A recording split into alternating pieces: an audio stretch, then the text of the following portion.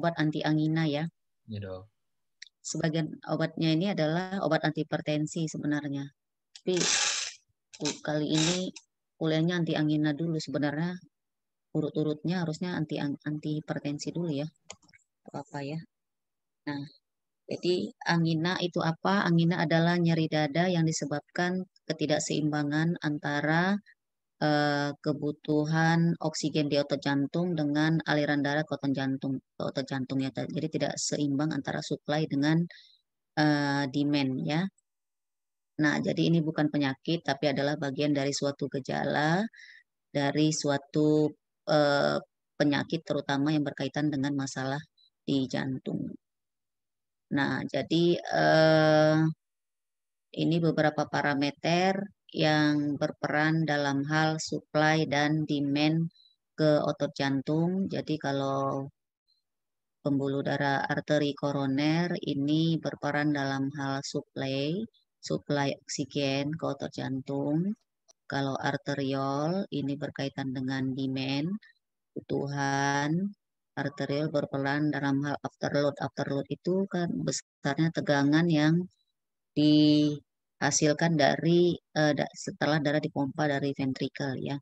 Kemudian vena, kalau vena ini berkaitan juga dengan demand oksigen ke otot jantung yang ini berkaitan dengan preload.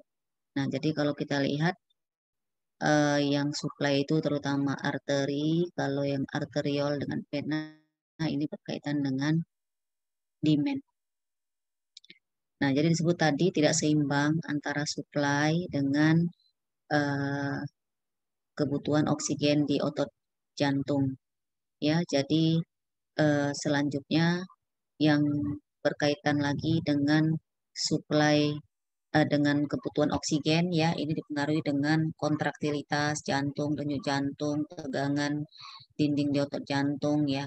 Artinya semakin besar yang dihasilkan ini, maka tentu kebutuhan oksigen di otot jantung akan semakin bertambah. Semakin kuat jantung itu berkontraksi, maka dia akan butuh oksigen yang lebih besar. Denyut jantung semakin kuat, semakin cepat, maka artinya kebutuhan oksigen di otot jantung juga akan bertambah, ya. Nah, jadi eh, beberapa jenis-jenis angina kalau dilihat dari pembuluh darahnya, ya. Jadi kalau ini gambaran pembuluh darah yang normal, sel endotelialnya ini lumennya yang pattern berarti nggak ada masalah fungsi endotelial normal, tidak ada agregasi platelet.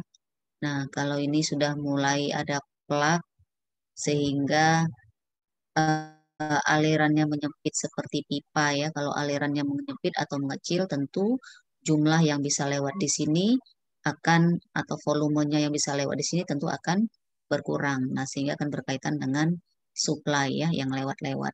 Nah, kemudian pada yang tidak stabil ini terjadi ruptur daripada plak ini, terjadi agregasi platelet sehingga bisa terbentuk trombus ya. Kemudian kalau yang ini spasme, angina varian ya spasme.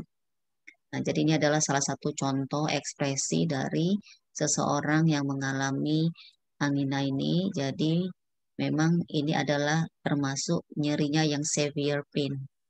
Nah, jadi nyeri yang berat. Kalau severe pain maka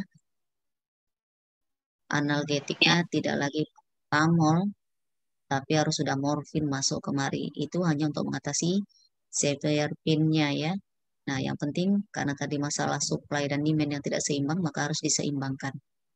Nah, kalau dilihat di sini penjalarannya ke arah kiri, nah, tapi sebenarnya tergantung lokasi ya. Bisa juga ke arah kanan, tergantung lokasi sumbatannya di mana kasus dia ke arah kanan. Nah, sehingga waktu mengalami keluhan ini Eh, kalau yang tidak tahu, karena selama ini belajarnya ke arah kiri ya, eh, ini yang lain gitu. Ternyata termasuk bagian dari serangan angina juga. Oke, nah jadi untuk obat-obatnya, prinsipnya adalah obat-obat apa yang bisa meningkatkan supply dan mengurangi demand kebutuhan. Jadi kalau dari farmakologi, obatnya ini adalah golongan nitrat, beta blocker, dan kalsium channel blocker. Ya, kalau tindakan operasi, ya ini dengan bypass, ini tindakan dari orang ahli kardiologi dan bedah jantung lah ya. Nah, jadi tujuan pengobatannya adalah melebarkan aliran darah supaya perfusi ke otot jantung menjadi lebih baik, kemudian mengurangi denyut jantung sehingga kebutuhan oksigen ke otot jantung berkurang, kemudian memperpanjang masa diastolik, juga mencegah agregasi trombosit yang dapat trombosit. Oke, sama. Nah, yang pertama, ini obatnya golongan nitrat tadi udah, penyangkat reseptor beta dan kalsium blocker. Nah, yang pertama nitrat. Jadi nitrat ini efeknya dia merelaksasi otot polos, dilatasi, ya. Jadi sehingga mengurangi kebutuhan oksigen di otot jantung. Dia juga, oke. Nah ini nitrat ini cara kerjanya ya. Cara kerjanya nitrat mempengaruhi sulfhidril, ujung-ujungnya nanti akan mengurangi kalsium yang bebas, terjadi relaksasi si otot polos. Jadi efeknya melebarkan pembuluh darah vena dan dilatasi arteriol, mengurangi preload dan mengurangi afterload. Jadi kebutuhan oksigen otot jantung dia berkurang. Selain itu dia juga secara umum nanti efeknya akan menyebabkan supply juga bertambah ya. Nah, jadi untuk sediaan-sediaannya ada yang short acting, jadi untuk yang serangan akut, nah maka harus segera diberi obat ini. Nah, diberikan secara apa? Secara ada yang umumnya sublingual di bawah lidah atau di dalam pipi bukal atau yang disemprot. Nah, nama obatnya ada nitrogliserin, kemudian ada isosorbit nitrat. Nah, kemudian maintenance-nya ini yang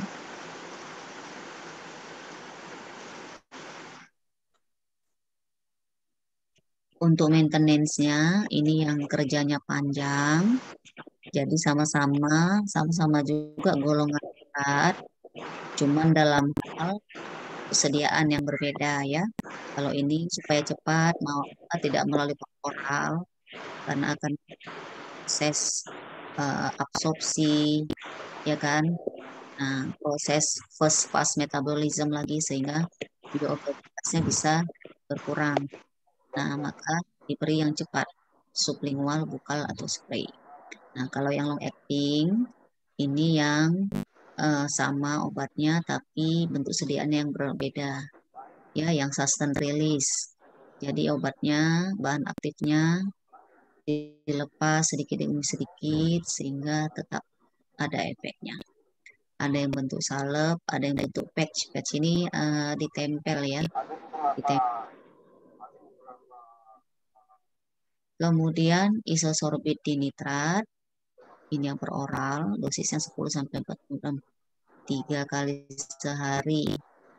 Kalau isosorbit mononitrat 20 mg 12 jam. Jadi bedanya di nitrat dengan mononitrat, kalau mononitrat dia tidak melewati lintas pertama di hati ya. Kalau di nitrat melewati lintas pertama di hati. Kemudian sama ini ya. Jadi nitrogliserin dalam waktu masa kerjanya sampai dengan 30 menit, bisa sorbit sampai dengan 10 jam. Yang long acting sampai dengan 8 jam, 12 jam. Yang patch ini sampai dengan 12 jam dia bisa bertahan. Ditempel ya. Kemudian yang 10 jam. Nah, reaksi yang tidak diinginkan karena dia dilator melebarkan pembuluh darah maka bisa terjadi pingsan, hipotensi, postural hypotension syncop. Ini banyak ya pasien yang menggunakan yang nggak tahu. Begitu dia minum obat ini, langsung dia beraktivitas ke kamar mandi atau mungkin jalan ya. Nah, sehingga tahu-tahu pingsan, hitam, terjatuh di kamar mandi. Nah, ternyata setelah ditelusuri ternyata sedang menggunakan obat angina ya. Atau sebenarnya semua obat yang efeknya dilator bisa menyebabkan risiko ini. Tapi banyak contoh kejadian ini ya, pingsan. Jadi kalau kalian punya saudara atau siapa saja yang sedang mengkonsumsi ini diingatkan. Mereka nggak kalau tidak aware bisa terjadi ya, bisa berbahaya juga. Kemudian takikardi. Kenapa takikardi kira-kira? Reaksi yang tidak diinginkan, kenapa bisa terjadi takikardi ya? Hmm? Semua obat-obat yang sifatnya mendilatasi, ya, tekanan darah bisa turun, maka akan selalu ada mekanisme kompensasi untuk menaikkan tekanan darah. Caranya bagaimana? Salah satunya adalah dengan meningkatkan aktivitas simpatis, denyut jantung meningkat. Oke. Nah, kemudian ketiga sakit kepala hebat ya, seperti migrain karena vasodilatasi juga. Wajahnya kemerahan, facial flushing. Nah, kalau digunakan jangka lama bisa terjadi gangguan darah, gugus katanya dengan sulit.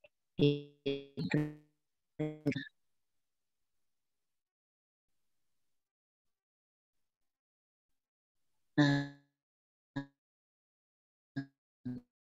kemudian yang perlu diperhatikan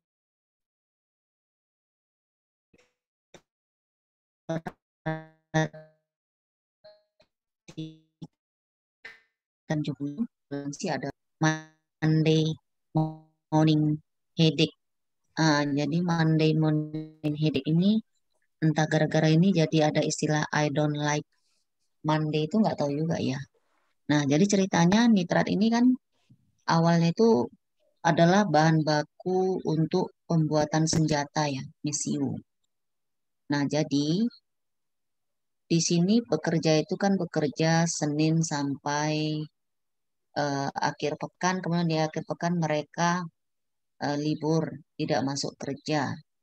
Nah, jadi begitu setiap awal mereka masuk hari Senin, kepalanya pada pening semua karena baru terpapar dengan nitrat.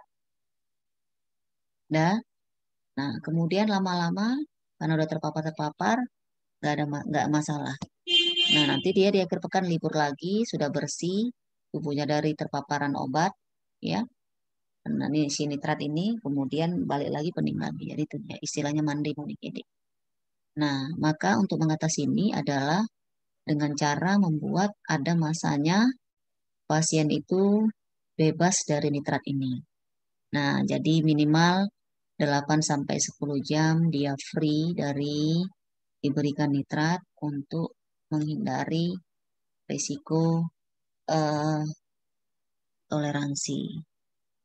Nah, berikutnya obat-obat golongan yang menghambat reseptor beta karena kita ketahui atau beta blocker karena kita tahu bahwa salah satu yang berperan dalam hal mempengaruhi kebutuhan oksigen di otot jantung adalah denyut jantung ya.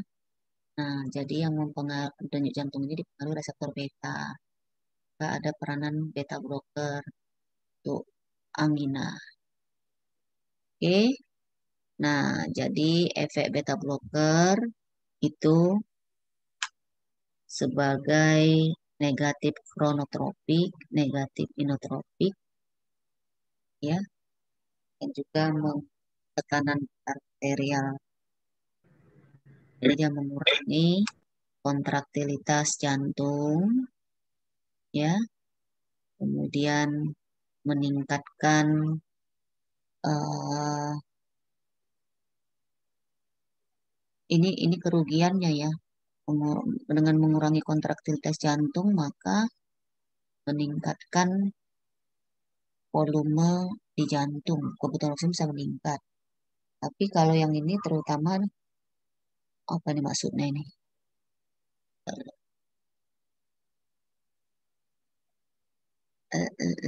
Oh, ini efek yang tidak diinginkan ya, karena dia nggak ini untuk yang non selektif beta satu dan beta 2. Tapi ini bisa diatasi dengan pemberian bersamaan dengan nitrat. Nah, sebenarnya nitrat itu resikonya beta blocker, resikonya takikardi, cara mengatasinya adalah ditambah dengan si beta blocker ya. Tapi intinya, nah kerja dari si beta blocker terkait dengan anti angina ini adalah dia terutama mengurangi kebutuhan oksigen di otot jantung. Ini dia. Nah, dengan cara mengurangi denyut jantung itu yang paling utama. Nah, untuk sediaan-sediaannya ada propranolol. Ini adalah prototipe dari beta blocker, kerjanya non selektif. Jadi bisa sampai dengan 4 kali sehari per 6 jam bentuk semua dan semua oral. Nadolol, atenolol, dan metoprolol semuanya 1 kali sehari. Ya, yang selektif. Nah, reaksi yang tidak diinginkan, hmm, hati-hati pada penyakit jantung kongestif, congestive heart failure. Kenapa?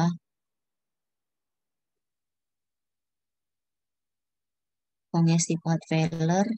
Kenapa? Ya udah payah jantung. Kalau kasih ini, kalau yang denyut jantungnya payah, kasih ini makin parah. AV block juga sama. Bronkospasme yang untuk non selektif karena dia juga di beta 2. Yang cold extremities, ekstremitas dingin, ini yang dia di kerjanya di beta 2 juga ya, yang di pembuluh darah. Kalau agonis, kalau dia antagonis jadinya konstriktor ya. Yang jadi konstriktor jadi sehingga ekstremitas bisa jadi dingin. Nah, kemudian memperberat juga bisa kalau ada masalah sama dengan mekanismenya dengan ekstremitas dingin ini atau keringat dingin ya, eh, mekanisme hampir sama dengan yang periferal ini apa? PVD ini apa? Peripheral vascular disease. Penyakit apa? Ini PVD. Nanti ya. Nah, nah, ini jadi bisa makin berat. Kemudian hipotensi, udah jelas, tensinya bisa turun. Kemudian yang lain rasa lemah, capek, ya. Kenapa? Sama dengan nightmare, hallucination, depression. Nah, jadi ini obat-obat beta blocker umumnya sifatnya lipofilik ya. Kalau lipofilik berarti dia bisa melewati saluran darah otak dan mempengaruhi SSP. Nah, itu dia banyak bisa menyebabkan efek yang tidak diinginkan ini. Masalah hipoglikemia ini terkait dengan reseptornya, reseptor beta yang ada di liver. Ya, kalau di eh, aktivasi aktivitas simpatis, nah reseptor beta yang ada di liver terjadi proses glikogenolisis, glukosanya bertambah. Kalau ini dia diblok, berarti tidak terjadi, ya. Nah, lawannya. Kemudian bisa meningkatkan plasma trigliserid dan juga eh, menurunkan HDL, kolesterol, resiko yang lainnya. Nah, bisa kalau dihentikan dengan setelah penggunaan jangka lama bisa mencetuskan eksaserbasi angina. Kenapa? Ini terjadi eh, namanya upregulation, ya. Nah, dia dihentikan kali udah penggunaan secara lama dan secara tiba-tiba bisa terjadi refleks takikardi lagi. Jadi demand-nya bertambah kembali, bisa serangan angina kembali lagi kalau masalah di pembuluh darahnya belum dibereskan. Nah, yang terakhir kalsium channel blocker. Jadi ini memblok kanal kalsium. Ini bisa digunakan untuk semua jenis angina. Jadi kalsium channel blocker ini obat-obatnya namanya ada verapamil, diltiazem, dan nifedipin amlodipin. Nifedipin amlodipin itu golongan dihidropiridin. Jadi kerja kalsium channel blocker ini dengan memblok kanal kalsium yang tipe L di jantung dan di otot polos sehingga tidak terjadi kontraksi. Nah, jadi dia menyebabkan dilatasi arteri koroner, mengurangi kebutuhan oksigen dengan cara dilatasi arteriol, menurunkan afterload dan resistensi pembuluh darah. Nah, yang lebih jelas lagi tadi yang ini ya, yang nifedipin amlodipin itu tadi dihidroviridin, diltiazem itu benzodiazepin, verapamil itu turunan dari dipenyl alkylamin. Jadi kalsium antagonis ini ada 3 turunan derivat, ada derivat dihidropiridin, itulah contohnya nifedipin, amlodipin. Yang membedakan masa kerjanya, kalau nifedipin masa kerjanya singkat, kalau yang kerja panjang amlodipin. Nah, kemudian benzodiazepin, diltiazem, dipenyl alkylamin, verapamil. Nah, ini juga obat-obat antihipertensi ya. Nah, pada hipertensi yang mau cepat turunnya diberikan nifedipin. Oke. Nah, kemudian apa yang membedakan ini? Prinsip dasar dari antagonis kalsium ini dalam sistem kardiovaskuler. Jadi kita lihat yang membedakannya dari efeknya ke pembuluh darah dan di jantung. Nah, dalam hal ini kekuatan dalam mendilatasi pembuluh darah dan kemampuan dalam menekan aktivitas dari kerja jantung. Jadi, kalau kita lihat gimana ini melihatnya, ya. Jadi kalau dilihat angkanya makin besar, berarti efek vasodilatasinya makin besar. Makin besar angkanya, efek menekan kontraktilitasnya makin besar. Demikian juga yang lain. Nah, jadi kalau kita lihat apa beda dari nifedipin, diltiazem dengan verapamil berdasarkan parameter-parameter ini ya. Nah, yang pertama nifedipin, yang pertama dalam hal vasodilatasi. Yang mana yang paling besar efek vasodilatasinya ini? Yang mana?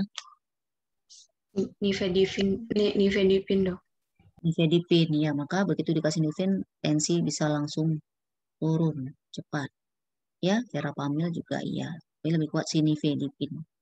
Nah, berikutnya dalam hal penekanan ke aktivitas jantung. Di sini yang mana yang paling kuat secara umum?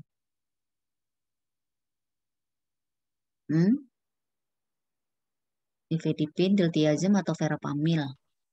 Verapamil dok. Si verapamil, ya kan? Nah, verapamil terutama dalam hal kontraktilitas, diltiazem terutama dalam hal penghantaran. Nah, yang paling lemah itu si nifedipin dalam hal penekanan kontraktilitas. Nah, apa konsekuensinya ke klinis pasien? Jadi kalau diberikan sediaan nifedipin, maka terjadi vasodilatasi. Kita tahu tadi sudah disebut setiap obat dilator dia bisa menyebabkan resiko hipotensi ortostatik dan juga menyebabkan terjadinya refleks takikardi. Nah, kalau menggunakan nifedipin bisa terjadi refleks takikardi yang lebih berisiko. Sedangkan kalau dengan verapamil, ya dia kelebihannya mampu mengatasi refleks takikardi. Ya, mekanisme kompensasi itulah maksudnya. Kekuatan otot jantung itu dipengaruhinya sehingga bisa mengatasi uh, tetap uh, tetap tidak bertambah demand oksigennya. Karena kalau tidak ada penekanan tadi kan aktivitas jantung bertambah, tentu demand oksigen ke otot jantung jadi bertambah lagi kan, balik lagi. Makanya bisa berisiko mencetuskan angina lagi. Begitu ya. Nah, jadi ini perlu diingat. Makanya salah satu parameter yang diperhatikan dalam hal ini kalau penyakit-penyakit kardiovaskuler, nah karena nanti dikaitkan dengan obat-obatnya yang ada pengaruhnya dari jantung adalah dilihat atau diukur denyut jantungnya. Ya.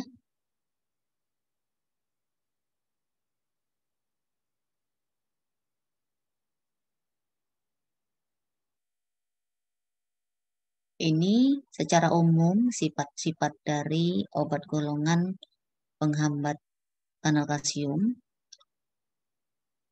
Absorpsi peroralnya baik, tapi juga mengalami lintas pertama hati yang besar, kecuali amlodipin. Nah, juga ikatan protein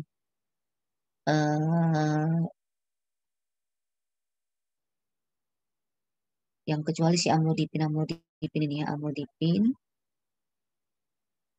tidak melewati lintas pertama hati yang tinggi. Kemudian juga amlodipin waktu paruhnya dia yang paling panjang untuk masa kerja panjang.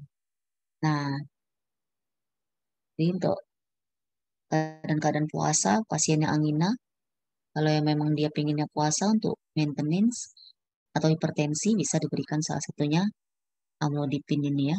Masa kerjanya panjang, sampai 1 hari pun pelodipin dan kasih nifedipin dan terlalu drop nanti tensinya. Kalau dari obat golongan kalsium channel blocker. Jadi kita lihat di sini ya, yang paling besar bioavailabilitasnya itu si amlodipin. Paling sedikit tadi mengalami lintas pertama di hati yang si pelodipin.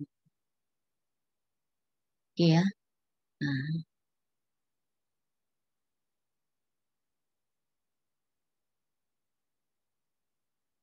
untuk cara dosis pemberiannya intervalnya semua per 8 jam 3 kali sehari. Yang tidak diinginkan ventilator juga pusing, flushing, headache, AV block. Nah, ini karena penekanan kontraktilitas. Nah, ini terutama pada yang menggunakan verapamil dan litiajem.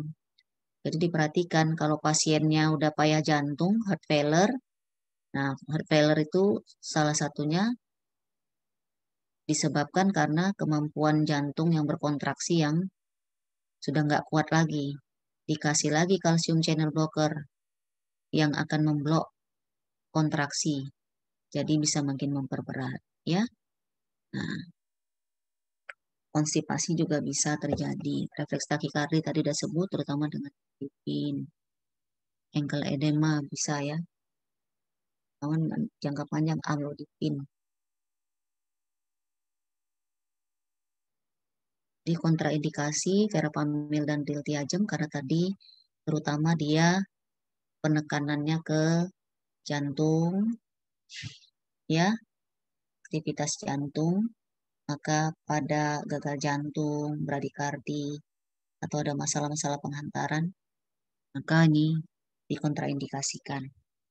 Yang sangat nggak mudah ya untuk penyakit-penyakit kardiovaskuler ini karena memang tidak tunggal, umumnya banyak faktor yang berkaitan. Sementara obat-obatnya juga kerjanya masing-masing.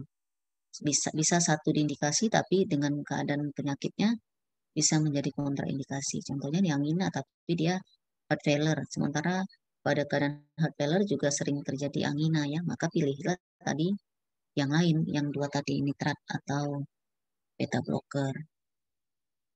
Nah, kemudian ada juga peranan obat-obat yang mencegah terjadinya pembekuan darah. Dalam hal ini ada dipiridamol yang kerjanya menghambat enzim fosfodiesterase, ada clopidogrel bisulfat, diklopidin, kemudian ada ini berkaitan nanti dengan fibrinogen, kemudian ada aspirin yang berkaitan dengan enzim siklooksigenase sehingga tidak terbentuk tromboksan. Jadi untuk antiplatelet ini dosis rendah aspirin. Ini adalah antiagregasi. Kita tahu bahwa aspirin adalah prototipe dari antiinflamasi nonsteroid ya, tapi dosis kecil dia sebagai antiagregasi. Nah, di mana kerjanya kita lihat di sini sama dengan yang tadi sebenarnya ini ya. Di aspirin menghambat enzim siklooksigenase, ujung-ujungnya tidak terbentuk tromboksan. Di mana kita tahu kalau tromboksan terbentuk trombus, bikin masalah. Kemudian ini kerja-kerja yang lain antikoagulan. Oke, ini kita menunjukkan kerja si aspirin. Nah, tapi hati-hati penggunaan obat-obat antiplatelet ya. Jadi kalau penggunaannya bersamaan dengan obat-obat yang lain bisa terjadi resiko pendarahan. Ada clopidogrel, ada aspirin ya. Ngomongnya kasih clopidogrel. Nah, obat-obat antiagregasi ini antikoagulan juga itu harus diukur parameter, salah satunya adalah faktor-faktor pembekuan darah ya. Nanti kalau terjadi melambat maka bisa terjadi resiko terjadi peningkatan pendarahan. Contohnya INR yang diperiksa. Nah, jadi kalau protokolnya secara umum ya untuk obat-obat pada angina, tapi ini udah di kasusnya yang sudah infak miokard, monatambabah. Monatambabah itu singkatan dari M-nya morfin, B-nya O-nya oksigen, N-nya nitrogliserin, A-nya aspirin, B-nya beta blocker, A-nya ACE inhibitor atau angiotensin reseptor blocker,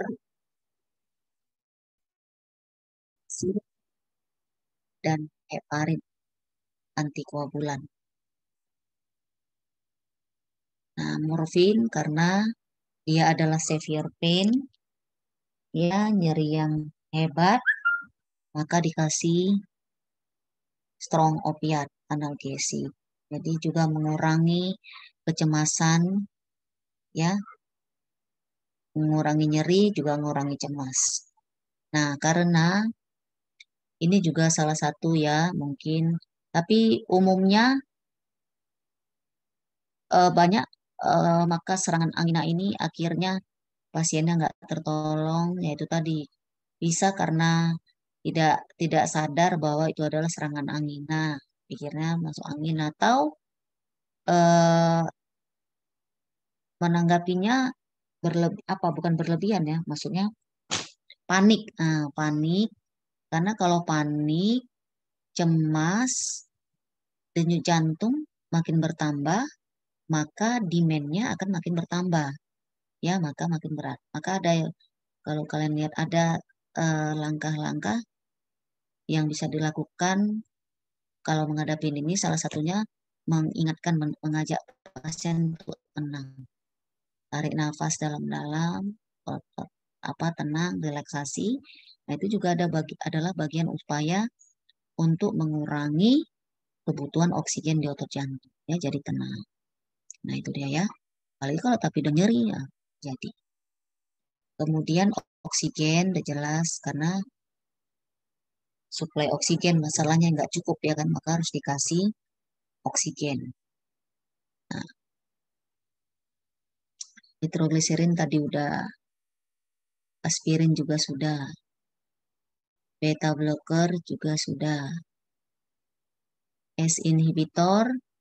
Nah, ini sesuai indikasi ya, sesuai lihat juga kondisi pasiennya. Ini untuk yang disebutkan yang myocard infarct anterior, ada masalah eh, pembengkakan di paru, ada indikator, tergantung karena nggak semuanya harus kasih ACE ini. Nah, yang lebih ini ARB, angiotensin receptor blocker, dia langsung ke reseptor angiotensin. Kalau ACE inhibitor, angiotensin singkatan dari angiotensin converting enzyme, ya, inhibitor. Jadi menghambat enzim yang mengkonversi angiotensin. Jadi eh, renin menghasilkan angiotensin, nogen, angiotensin 1, angiotensin 2 itu dengan butuh enzim ACE, enzim pengkonversi angiotensin. Nah, angiotensin 2 inilah nanti yang akan bikin masalah. Nah, selanjutnya ada obatnya. Yang satu memblok kerja si enzim, itulah ACE inhibitor. Yang satu langsung duduk di reseptor angiotensinnya. Ya, itulah ARB. Itu ya, membedakannya. Jadi kalau ARB dia langsung di reseptornya, sedangkan ACE itu di enzimnya. Nah, heparin juga ada untuk antikoagulan. Ya, ini terutama kalau masalahnya karena ada sumbatan-sumbatan.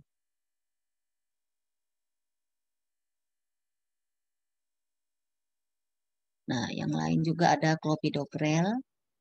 Ini juga sama untuk anti agregasi.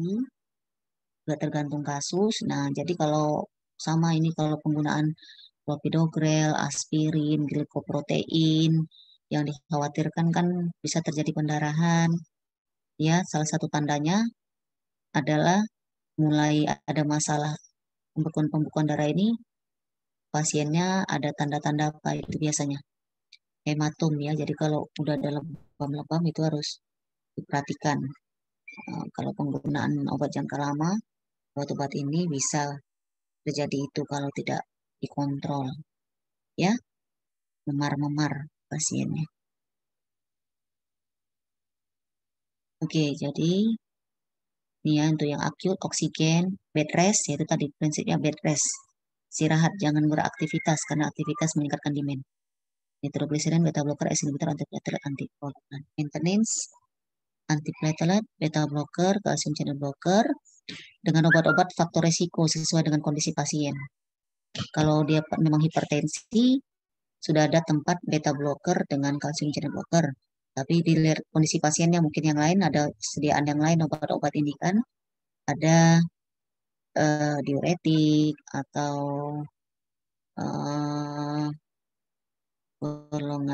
golongan yang lain ya, yang sebagai antihipertensi ACE inhibitor tadi seperti yang tadi atau ARB.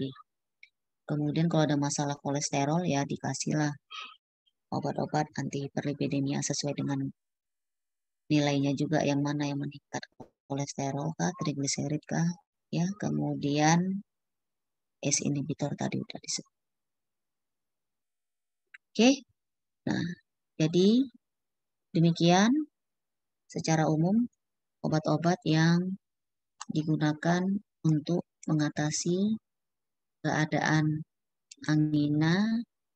Jadi secara umum adalah ya ini, organik nitrat, beta adrenoceptor blocker dengan kalsium channel blocker. Yang dua merupakan bagian dari obat anti hipertensi. Juga obat-obat yang lain, kalsium channel blocker juga sama.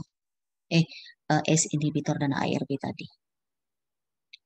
Demikian. Kira-kira ada yang mau ditanyakan? Kalau tidak ada, terima kasih atas perhatiannya. Mudah-mudahan bermanfaat. Sampai jumpa lagi di kuliah hipertensi.